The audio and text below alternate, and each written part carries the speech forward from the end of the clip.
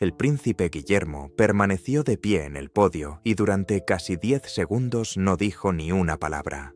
Solo silencio, y un rostro que no se parecía al que las cámaras suelen captar. No había ningún anuncio programado. No se había emitido ningún comunicado de prensa la noche anterior. Los periodistas que llevaban 20 años cubriendo a la familia dijeron después que nunca lo habían visto así, ni en ningún funeral, ni en la puerta de ningún hospital. Algo había cambiado, y todos los presentes lo sintieron antes de que pronunciara una sola palabra. 10 segundos no parecen nada cuando uno los lee. Cuente 10 segundos ahora mismo, en silencio, mirando la pantalla. Es una eternidad. Es tiempo suficiente para que una sala llena de profesionales que han visto absolutamente todo empiece a mirarse entre ellos. Es tiempo suficiente para que un fotógrafo baje la cámara sin darse cuenta de que la está bajando. Para un hombre entrenado desde niño para mantener la compostura ante los objetivos, la pausa en sí misma ya era la noticia. Los corresponsales veteranos presentes comentaron después que el silencio pareció mucho más largo de lo que realmente fue, y que verlo aferrarse al borde del podio hizo que toda la prensa guardara silencio de una manera que casi nunca ocurre en estos actos. Según se cuenta, alguien le susurró a un colega: «No va a poder con esto». Y por un momento pareció que tenía razón. Conviene ser honestos desde el primer minuto. Nada de lo que va a escuchar aquí ha sido confirmado oficialmente. Hay versiones, filtraciones atribuidas a personas que no dan la cara, y un silencio institucional que la gente ha llenado con sus propias conclusiones. Vamos a repasarlo todo, señalando en cada momento qué es dato y qué es rumor. Si quieres seguir esta historia a medida que se desarrolla, suscríbase ahora y active la campanita, porque hay mucho más que analizar y vamos a examinar cada detalle, incluido el que casi nadie ha comentado y que aparece más adelante, cuando lleguemos a lo que supuestamente ocurrió en un pasillo privado de la finca familiar. Lo que dijo a continuación no mencionó a nadie por su nombre. No hacía falta. Habló de una línea que se había cruzado y que ya no se podía deshacer. De una verdad que, según su descripción, había permanecido guardada durante demasiado tiempo. Usó la palabra irreversible. Usó la palabra terminado. Y la forma en que lo dijo, cuidadosa, deliberada, como un hombre que lo hubiera ensayado 100 veces en su cabeza y aún así no lograra suavizarlo, dejó claro a los espectadores que aquello no era un arrebato. Era una decisión tomada. Hay una diferencia enorme entre un hombre que estalla y un hombre que ha decidido. El que estalla dice de más. Se contradice. Sube el tono, luego lo baja, luego pide disculpas con la mirada. El que ha decidido hace exactamente lo contrario. Economiza. Elige 3 palabras cuando podría usar 30. Y quien haya visto alguna vez a una persona anunciar algo que llevaba meses macerando, reconoce inmediatamente esa economía. No gritó. Según quienes revisaron las imágenes fotograma a fotograma, esa fue la parte más inquietante de todas. No había ira en la voz. No había ese temblor teatral que aparece cuando alguien quiere que se note que está afectado. Solo una frialdad, el tipo de tono que usa la gente cuando ya ha derramado todas las lágrimas que tenía y no queda nada más que la decisión en sí. Los analistas de lenguaje corporal que revisaron el vídeo señalaron sus manos. Permanecieron inmóviles durante casi toda la declaración. Y después se tensaron de golpe alrededor del borde del podio, justo en el instante en que pronunció la palabra irreversible. Si eso significa algo, evidentemente, es pura especulación. El análisis del lenguaje corporal aplicado a figuras públicas es un género de entretenimiento, no una ciencia, y conviene tratarlo como tal. Pero bastó para que en cuestión de horas circularan cientos de vídeos con esa imagen congelada y una flecha roja apuntando a unos nudillos. Y aquí aparece el primer problema de esta historia. Un gesto no es una confesión. Un hombre puede agarrar un podio porque está furioso, porque lleva 12 horas sin dormir o porque el atril estaba mal nivelado. La certeza con la que millones interpretaron ese movimiento dice más sobre nosotros que sobre él. Antes de avanzar, un bloque de realidad, porque va a ser necesario tenerlo presente durante todo lo que viene. Estos son hechos documentados, públicos y verificables, sin rumor de por medio. Guillermo es príncipe de Gales desde septiembre de 2022, título que recibió de su padre al día siguiente del fallecimiento de Isabel II.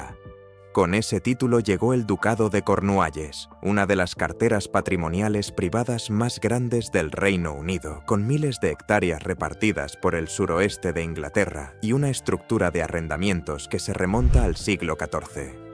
Ese cambio no fue simbólico, convirtió a un heredero con agenda ligera en un gestor con responsabilidades reales, personal propio y decisiones económicas que afectan a inquilinos de carne y hueso. En febrero de 2024, el rey Carlos anunció públicamente que le habían diagnosticado un cáncer y que reduciría su actividad pública durante el tratamiento. Fue un anuncio inusual por lo directo. La Casa Real lleva décadas evitando hablar de salud con precisión, y aquel comunicado rompió parcialmente esa costumbre. En marzo de ese mismo año, Catalina, princesa de Gales, anunció en un vídeo grabado que también estaba recibiendo tratamiento oncológico tras una cirugía abdominal previa. En enero de 2025, comunicó que se encontraba en remisión. Esos son datos publicados por ella misma, no filtraciones. Durante buena parte de 2024, la agenda pública de Guillermo se redujo de forma visible y explicada. Se ausentó para acompañar a su esposa y a sus hijos durante el tratamiento. Eso no fue un misterio, fue una decisión anunciada. Guarde estos datos porque más adelante van a chocar frontalmente con varias de las versiones que circulan.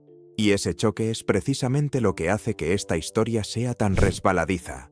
Hay ausencias reales, documentadas y con explicación pública, sobre las que después se ha construido una capa entera de interpretación alternativa. Cuando existe una explicación conocida y aún así la gente prefiere otra, el asunto ya no trata sobre la familia, trata sobre lo que el público quiere creer. Según se informa, la oficina de prensa del palacio no contaba con un guión previo. Fuentes que dicen conocer el interior de la Casa Real afirman que los asistentes pasaron la mañana intentando disuadirlo de hablar. Cualquiera que fuera su motivo, cualquier cosa que lo hubiera empujado a subir a ese podio, aparentemente ya lo había decidido mucho antes de que nadie pudiera detenerlo. Varios testimonios describen un caos generalizado tras bambalinas en las horas previas. Sonaban teléfonos que normalmente no suenan antes de las 9. Personal de comunicación de alto nivel canceló otros compromisos sin dar explicación alguna. Se dice que un asistente subalterno describió aquella mañana como el tipo de silencio que se siente justo antes de que algo se rompa, aunque nada de esto ha sido confirmado por ninguna fuente oficial y debe tomarse con la precaución que merece. Los detalles de ambiente son el ingrediente más fácil de inventar y el más difícil de desmentir. Nadie va a emitir un comunicado negando que sonaran teléfonos. Por eso proliferan, cuestan cero y no tienen coste alguno si resultan falsos. Lo que sí es cierto, y esto se puede afirmar sin rumor de por medio, es que las comunicaciones de la Casa Real funcionan con una previsión de semanas. Las apariciones se coordinan con antelación, se reparten entre las distintas casas para que no compitan entre sí y se avisan a los medios acreditados con horas o días de margen. Un miembro de la familia que aparece sin previo aviso y sin nota informativa rompe un protocolo que lleva décadas funcionando. Sea cual sea el contenido de lo que se dijo aquella mañana, la forma ya era, por sí misma, una anomalía. Y las anomalías en una institución construida sobre la repetición son el equivalente a una alarma. Durante meses, personas cercanas a la familia habían notado que algo no encajaba.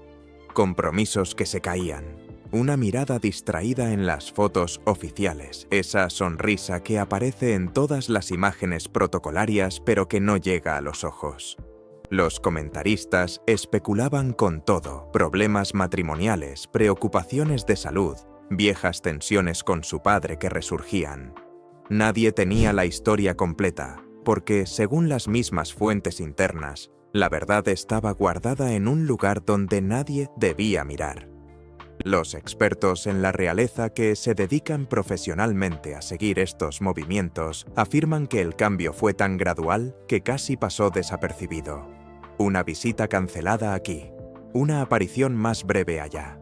Fotógrafos que llevaban más de una década cubriéndolo empezaron a comentar, sobre todo entre ellos, que algo había cambiado en su postura, que parecía cargar con algo más pesado que la presión habitual del oficio. Nada de esto demuestra nada por sí solo. Es completamente normal que haya meses flojos, todo el mundo tiene semanas malas, y una persona que trabaja delante de cámaras 300 días al año va a tener necesariamente fotos en las que se le ve agotado.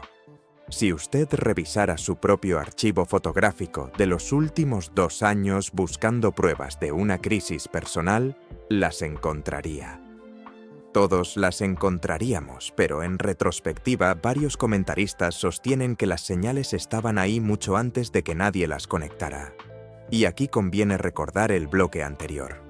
Había una explicación pública para buena parte de esas ausencias anunciada por la propia familia y relacionada con 2 diagnósticos oncológicos en el mismo año. Una parte importante de lo que después se presentó como señales ocultas era sencillamente información que ya se había hecho pública.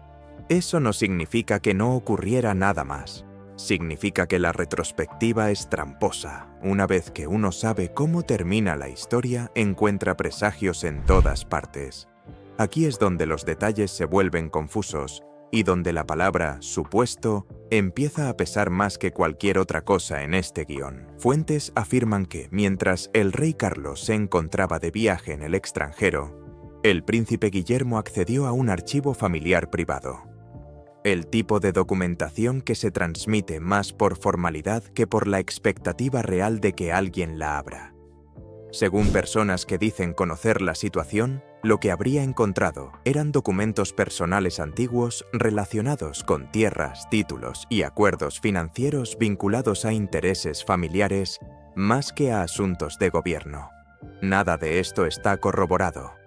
No existe documento publicado, ni funcionario identificado, ni registro que lo respalde, pero el rumor bastó para alterar el ambiente en cada sala en la que Guillermo entró después. Algunas de las versiones que circulan por Internet van bastante más lejos y sugieren que aquellos papeles trataban sobre decisiones tomadas décadas atrás, acuerdos puestos en marcha mucho antes del nacimiento de Guillermo. Seamos claros, no hay manera de verificar nada de eso desde fuera, y buena parte de lo que se difunde en redes sociales parece más especulación disfrazada de información privilegiada que otra cosa.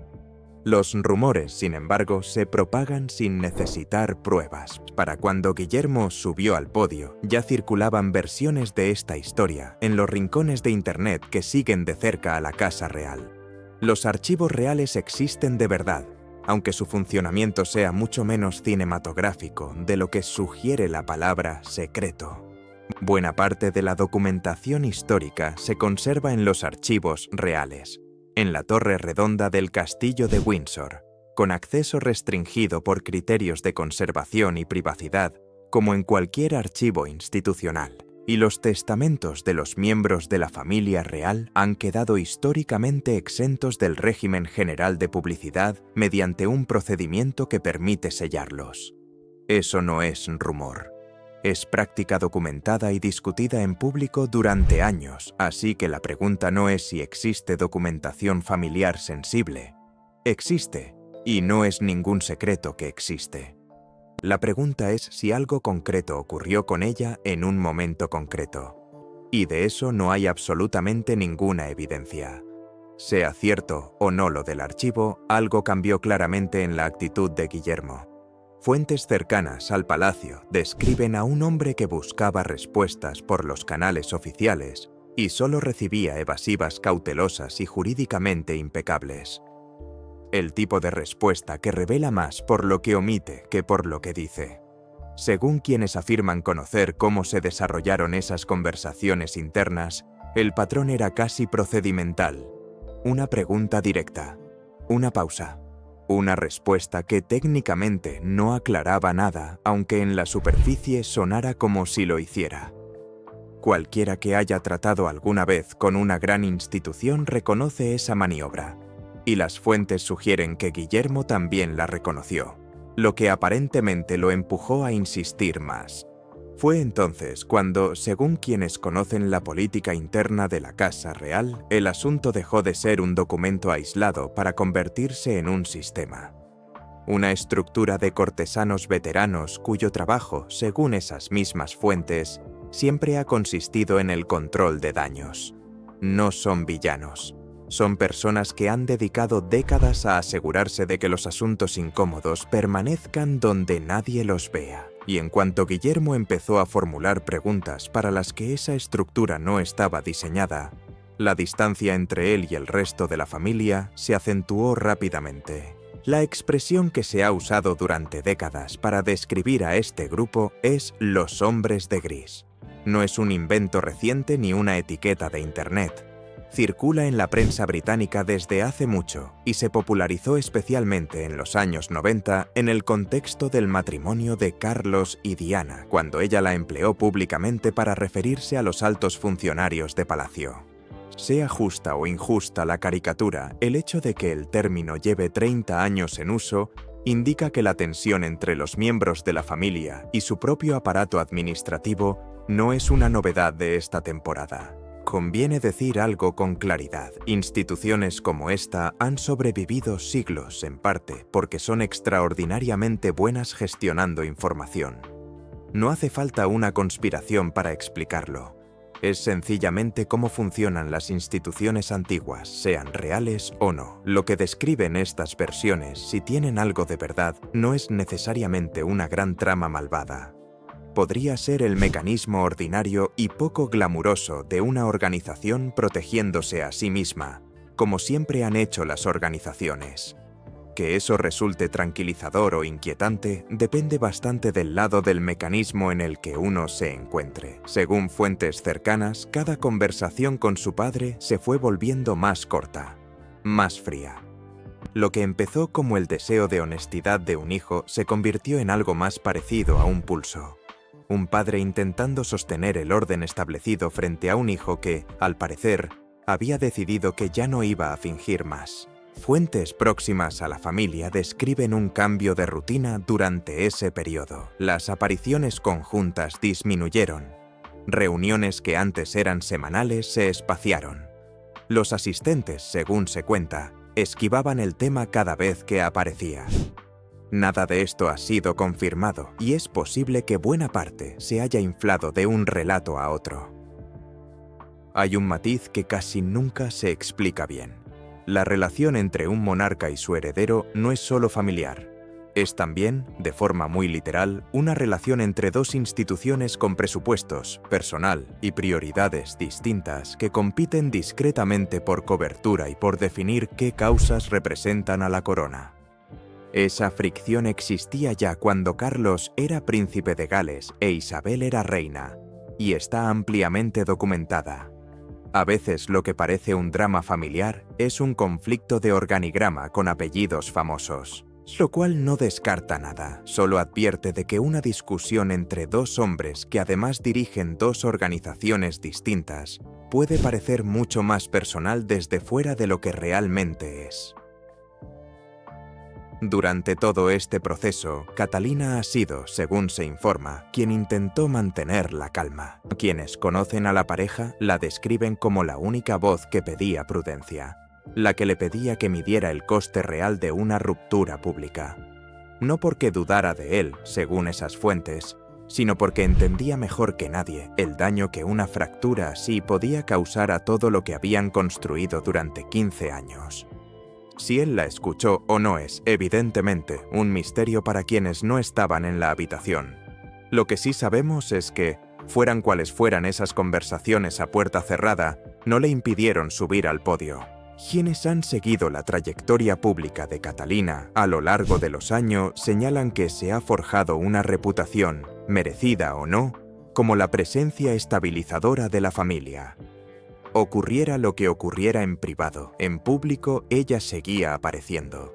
sonriendo ante las cámaras, haciendo el trabajo discreto que rara vez genera titulares, pero que mantiene una institución como esta funcionando día tras día. Y aquí hay algo que sí consta y que merece decirse con todas las letras, porque es lo contrario de un rumor. En 2024, esa mujer estaba recibiendo tratamiento oncológico.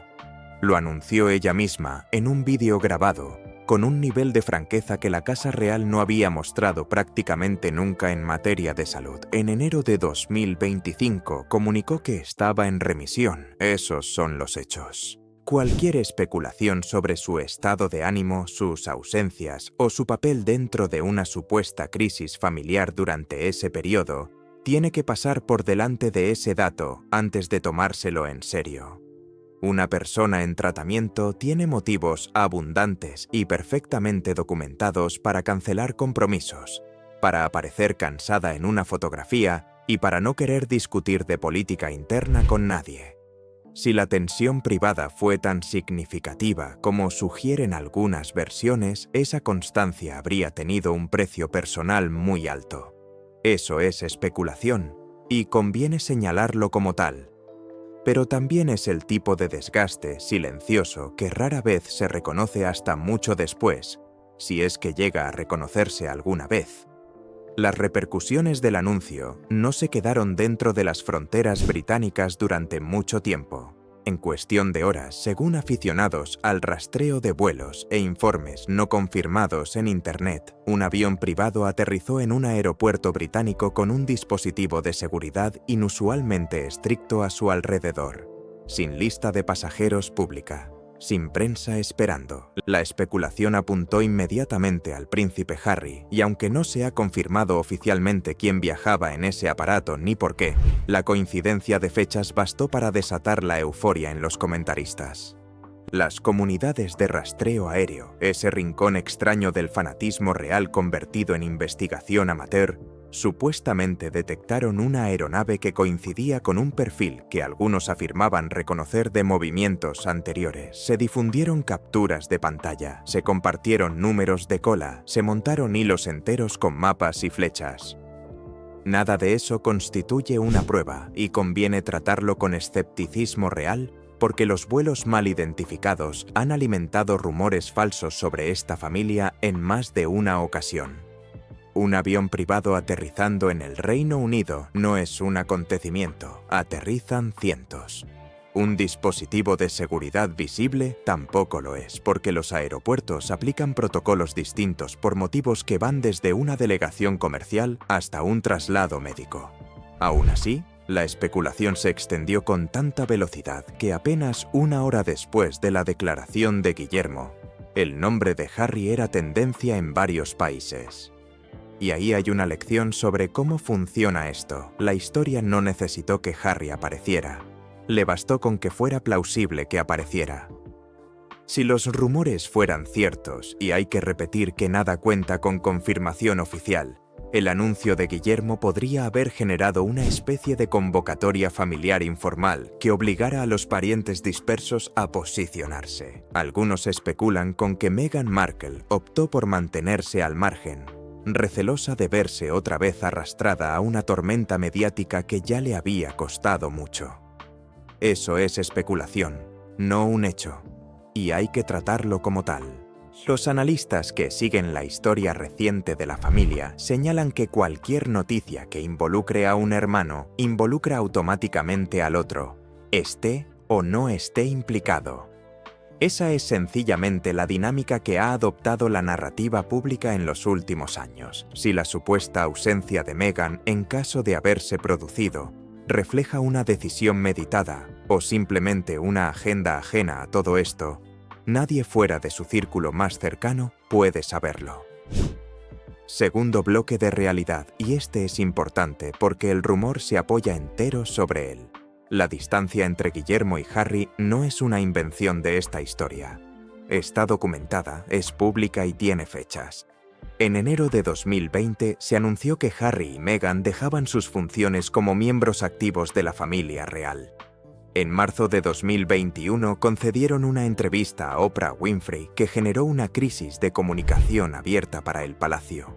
En enero de 2023, Harry publicó unas memorias en las que describía, con nombres y escenas, episodios de conflicto directo con su hermano. Ese libro no es un rumor de Internet. Es un producto editorial firmado por él, traducido a decenas de idiomas y vendido por millones.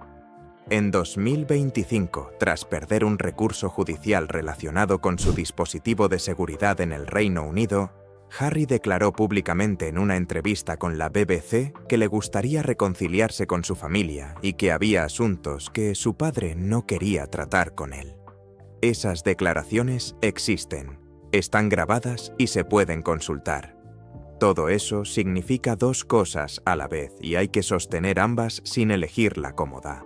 La primera, cualquier relato sobre tensión entre los hermanos tiene una base real. No se está inventando un conflicto donde no lo hay. La segunda, y esta es la que casi nadie dice, precisamente porque el conflicto es real y conocido, resulta facilísimo colgar de él episodios inventados. Un rumor encaja mejor cuando se apoya sobre algo verdadero. Que la fractura exista no convierte en cierta ninguna escena concreta que alguien decida añadirle. Lo que sí describen las versiones es una escena tensa cuando Harry, si es que se trataba de Harry, llegó a la finca familiar. Relatos no confirmados mencionan una discusión en un pasillo privado. Otros miembros de la familia que supuestamente intentaron impedirle el acceso a determinadas zonas de la propiedad. Voces elevadas que el personal habría oído y sobre las que nadie quiso declarar. Las descripciones de esa escena, cuando existen, son de segunda mano y no están verificadas. Es el tipo de relato que se vuelve más dramático con cada repetición. Una voz alta se convierte en una discusión acalorada. Una puerta cerrada se convierte en un enfrentamiento. Un gesto se convierte en una amenaza. Vale la pena recordar que historias así suelen pasar por 4 o 5 manos antes de llegar a quien las publica, y cada persona de esa cadena tiende a añadir un poco de color, casi siempre sin mala intención. Lo que queda tras retirar los adornos es algo mucho más simple y mucho menos seguro. Dos miembros de una familia, supuestamente, en una conversación tensa que nadie de fuera presenció completa. Aquí es donde la historia gira y donde, según las fuentes internas, aparece el verdadero dolor. Según algunos relatos, Guillermo quería que su hermano se enterara directamente por él, antes de que aquello se hiciera público.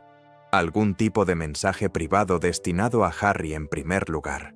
Si eso es cierto, el mensaje nunca llegó a tiempo, ya fuera por un malentendido, por un fallo de coordinación o por alguna otra razón que nadie quiere detallar. Harry, según personas que dicen haber hablado con él después, se enteró igual que todos los demás, por los titulares. De ser cierto, y hay que insistir en que no está confirmado, ese detalle cambia por completo el tono emocional de todo lo anterior. Intención y resultado son dos cosas muy distintas. Un hermano que intenta proteger a otro de una humillación pública y fracasa por circunstancias ajenas a su control, es una historia radicalmente distinta a la de un hermano que sencillamente emboscó al otro. Las fuentes que lo cuentan de esta manera parecen querer que se entienda esa diferencia, aunque, por supuesto, las fuentes interesadas en orientar la recepción de una historia tampoco son ninguna rareza en situaciones como esta. Imagine a dos hombres de pie en un pasillo lleno de retratos de gente que nunca tuvo que vivir nada de esto en público, sin cámaras, sin asistentes. Solo dos personas que antes eran inseparables, ahora separadas por algo que ninguno consigue explicarle del todo al otro. Una pregunta, según quienes dicen entender ese momento. ¿Otra vez me tenía que enterar así?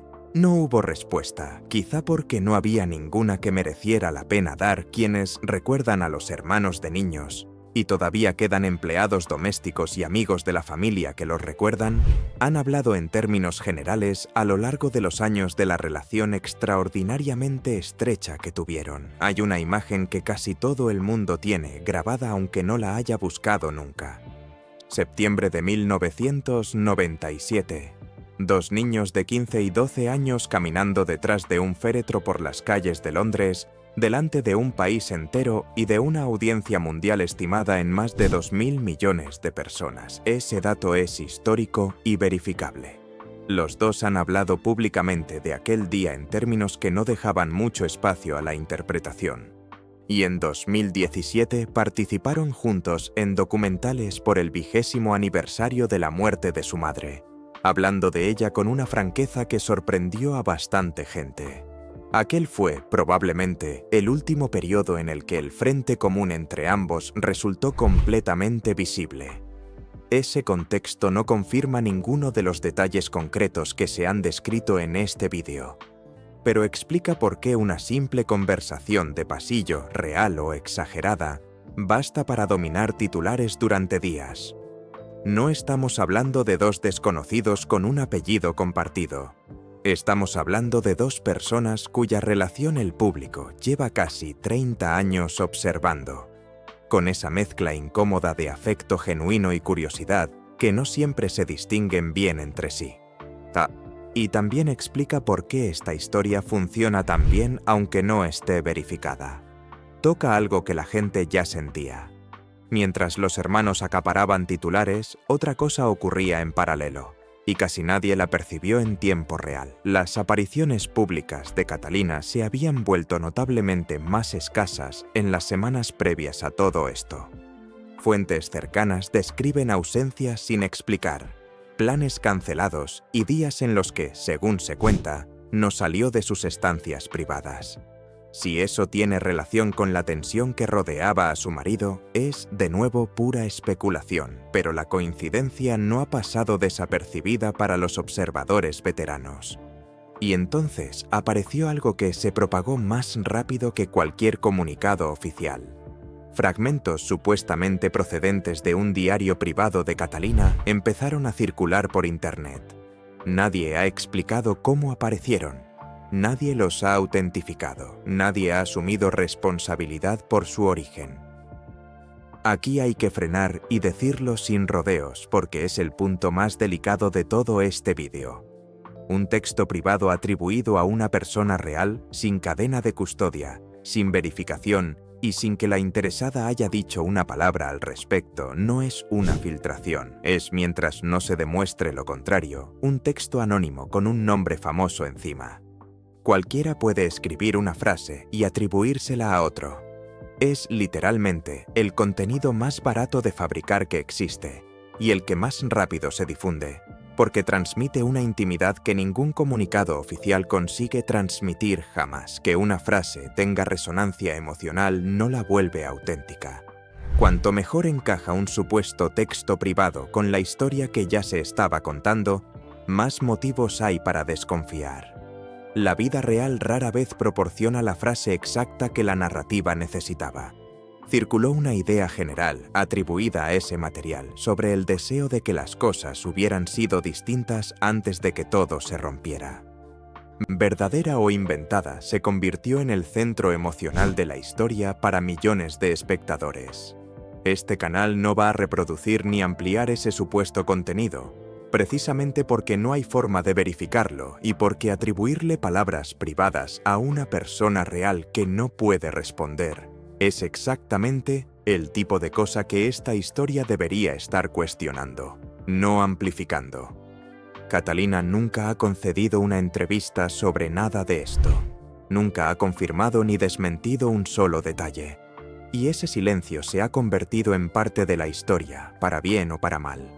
En un entorno informativo que premia la respuesta inmediata, elegir no decir nada le parece a unos una confirmación y a otros simple dignidad bajo presión.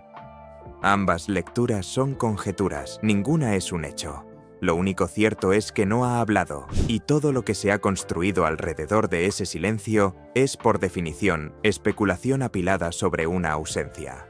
Y entonces, según fuentes internas que describieron la escena en las estancias privadas de la familia, una voz se impuso a todo lo demás.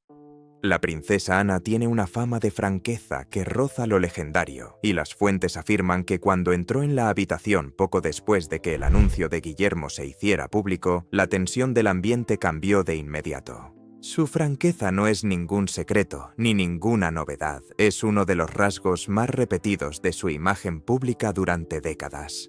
La integrante de la familia menos interesada en la diplomacia de escaparate, la que responde a las preguntas de los periodistas con una sequedad que en cualquier otro miembro de la casa se consideraría un incidente. Y ese es exactamente el motivo por el que hay que tener cuidado con esta parte del relato. Cuando una persona tiene una reputación tan definida, las historias tienden a moldearse para encajar en ella. Es un fenómeno perfectamente estudiado. La gente describe a los demás de forma que coincida con lo que ya cree sobre ellos. Si alguien quisiera inventar una escena de confrontación dentro del palacio y necesitara un personaje creíble para protagonizarla, elegiría a Ana. No porque sea culpable de nada, sino porque es la opción que menos preguntas genera. Lo que sí consta sobre ella es notable por sí solo. Durante años ha encabezado o rondado la cima de las listas anuales de compromisos oficiales, con cifras que en varios ejercicios han superado los 500 actos, y es patrona de cientos de organizaciones. Fue la primera integrante de la familia real británica en competir en unos Juegos Olímpicos, en Montreal, 1976. En junio de 2024 sufrió una conmoción cerebral en un incidente con un caballo en Gatcombe Park y retomó su agenda semanas después. Todo eso es público. Lo que supuestamente dijo aquel día, en cambio, no lo es en absoluto. Fuentes cercanas a la casa describen que señaló directamente a los asistentes de mayor rango presentes en la sala y les reprochó haber dedicado años a proteger lo que no debían. Según se cuenta, hizo referencia a instrucciones dejadas por la difunta reina, notas personales que nunca se hicieron públicas del todo, y que algunos creen que se archivaron discretamente por resultar inconvenientes para determinadas personas. Nada de esto está verificado y debe considerarse rumor sin más.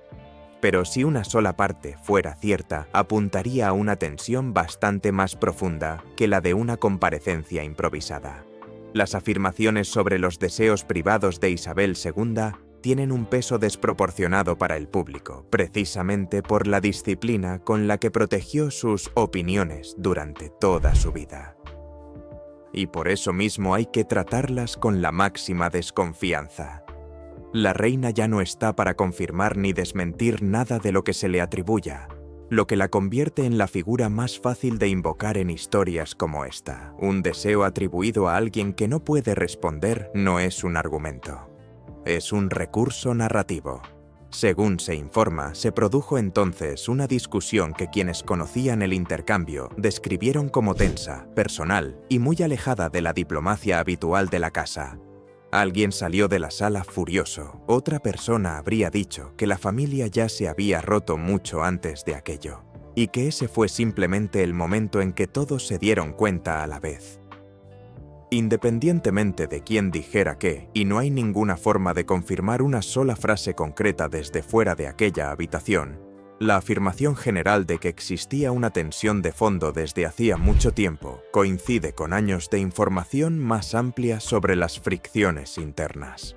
Eso no confirma que este intercambio ocurriera como se describe. Solo significa que la afirmación encaja en un patrón que se lleva observando, con razón o sin ella, desde hace bastante. Y ese encaje es justamente el problema.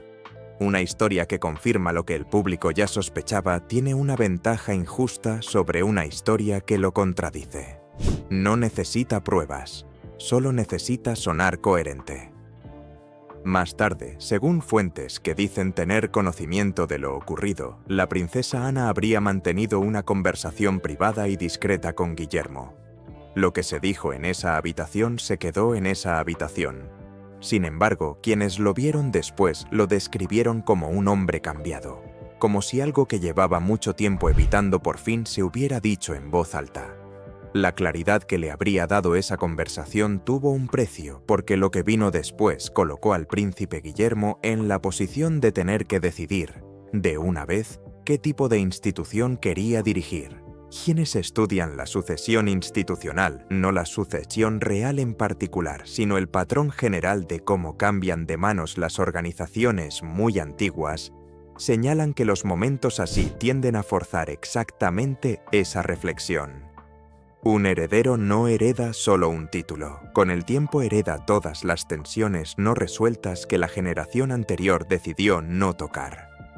Cada decisión aplazada durante 40 años acaba aterrizando sobre la mesa de alguien.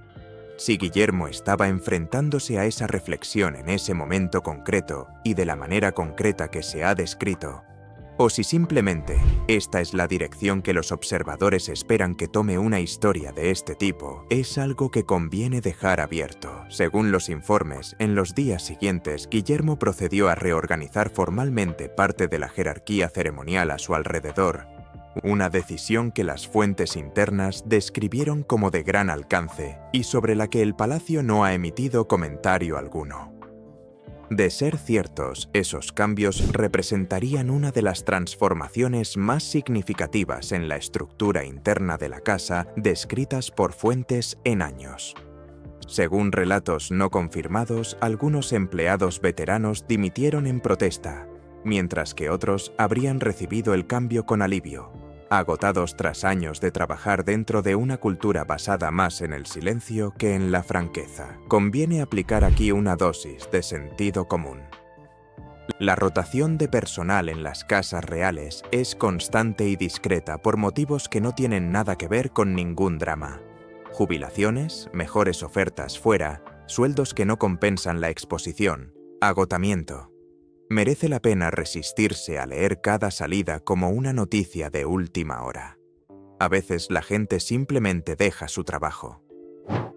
Lo que sí está documentado, y esto es relevante porque el rumor se apoya en ello, es que Guillermo ha mostrado desde 2022 un estilo de gestión distinto al de sus predecesores.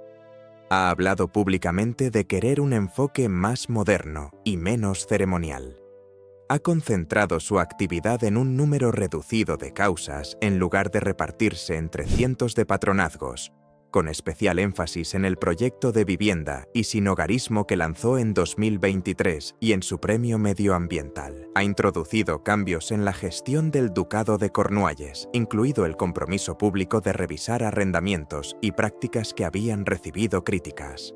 Nada de eso es un golpe de palacio, es un heredero haciendo lo que hacen los herederos cuando por fin tienen presupuesto propio: rediseñar la casa a su gusto. Pero se parece lo suficiente a lo que describe el rumor como para alimentarlo, y esa es otra vez la mecánica de toda esta historia. Hay un cambio real, verificable y bastante aburrido, sobre el cual se ha construido una versión mucho más dramática. La versión dramática viaja más rápido. La respuesta del rey Carlos a todo esto, al menos en público, fue el silencio. Según los informes, las cámaras lo captaron observando desde cierta distancia, callado, con una expresión que resultaba indescifrable para quienes intentaban leerla.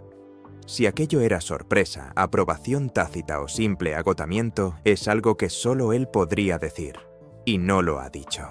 Las figuras públicas entrenadas toda su vida para mantener la compostura ante un objetivo son notoriamente difíciles de descifrar y podría argumentarse que ese es precisamente el objetivo del entrenamiento. Los intentos de traducir el silencio de un monarca en un mensaje concreto suelen revelar bastante más sobre quién traduce que sobre el monarca. Hay algo más que conviene tener presente, y es un dato, no una interpretación. En febrero de 2024 se anunció públicamente que el rey estaba recibiendo tratamiento contra el cáncer. Su agenda pública se redujo durante meses y se reincorporó de forma gradual a lo largo de 2024 y 2025, con el tratamiento continuando en paralelo según los comunicados oficiales. Un hombre de más de 75 años en tratamiento oncológico tiene motivos sobrados para no responder públicamente a una tormenta mediática. Interpretar su silencio como estrategia, como derrota o como reconocimiento de algo es, sencillamente, ignorar la explicación más simple que existe y que además está publicada. Y entonces, en un momento que sorprendió incluso a los comentaristas más veteranos, según los relatos que circulan, el rey Carlos se dirigió directamente al público. No desde un podio envuelto en ceremonia, sino con una declaración más breve y más personal que varios medios describieron como inusualmente sincera para un monarca reinante. Según se informó, reconoció con un lenguaje cuidadoso y medido que la institución había tenido dificultades para mantener unida a la familia, tanto en lo personal como en lo público, del modo que él habría deseado. Según quienes dicen haber presenciado aquello, habló menos como un soberano defendiendo un legado y más como un padre admitiendo errores. Ninguna parte de esa declaración ha sido publicada oficialmente. Y conviene subrayarlo, porque una declaración real es probablemente el documento más fácil de verificar que existe. Se publica, se archiva, se cita. Su ausencia del registro público es, en sí misma, un dato relevante. Declaraciones de ese tipo, cuando ocurren de verdad, se analizan palabra por palabra durante años, examinadas y reinterpretadas por historiadores y comentaristas en busca de significados que pueden haber sido intencionados o no. Solo él podría hablar de la intención real detrás de cada frase, y cualquier lectura que vaya más allá es conjetura disfrazada de análisis. Se dice que planteó, al menos en términos generales, la idea de retirarse de determinadas funciones para dar paso a lo que habría llamado un nuevo capítulo. Ese lenguaje desató de inmediato especulaciones sobre lo que podía significar de cara al futuro. El lenguaje vago de un jefe de Estado genera exactamente ese tipo de especulación y la genera precisamente por ser vago. Una expresión como «nuevo capítulo» puede significar casi cualquier cosa, y los comentaristas, incluido quien escribe esto, tendemos a rellenar esa ambigüedad con la interpretación que mejor encaja en la narrativa que ya teníamos montada. Merece la pena reconocerlo con honestidad en lugar de fingir que una lectura concreta es la definitiva. Y aquí llega el bloque que más falta hace, porque es donde la especulación se estrella contra el derecho constitucional británico. Cada vez que aparece una historia como esta, alguien dice que el rey va a abdicar y que Guillermo va a asumir el trono. Vale la pena explicar por qué eso es mucho menos probable de lo que suena. En el Reino Unido, la abdicación no es una decisión personal que un monarca pueda tomar y ejecutar por sí mismo. La única abdicación del siglo XX, la de Eduardo VIII en 1936, requirió una ley aprobada por el Parlamento, la Declaration of Abdication Act, y provocó una crisis constitucional que la institución recuerda con algo parecido al trauma. Isabel II vivió aquello de niña y se le atribuye toda una vida de compromiso público con la idea contraria, expresada por escrito en su 21º cumpleaños en 1947. Existe además una alternativa que casi nadie menciona y que es mucho más plausible. Las leyes de regencia de 1937 y sus modificaciones posteriores permiten que, si el monarca queda incapacitado para ejercer sus funciones, se nombre un regente, que sería la persona mayor de edad siguiente en la línea de sucesión. En el escenario actual, esa persona es Guillermo. También permiten designar consejeros de Estado para ejercer determinadas funciones en ausencia del monarca, una figura que ya se ha empleado de manera ordinaria en los últimos años. Es decir, existe un mecanismo legal para que el heredero asuma responsabilidades sin que nadie abdique, sin crisis constitucional y sin una sola sesión parlamentaria extraordinaria. Eso significa que las versiones más dramáticas de esta historia no solo carecen de pruebas, además describen la ruta más complicada posible cuando existe una ruta sencilla y establecida por ley. Cuando un rumor exige que ocurra lo más difícil, pudiendo explicar lo mismo con lo más fácil, suele ser señal de que el rumor fue escrito para emocionar, no para informar.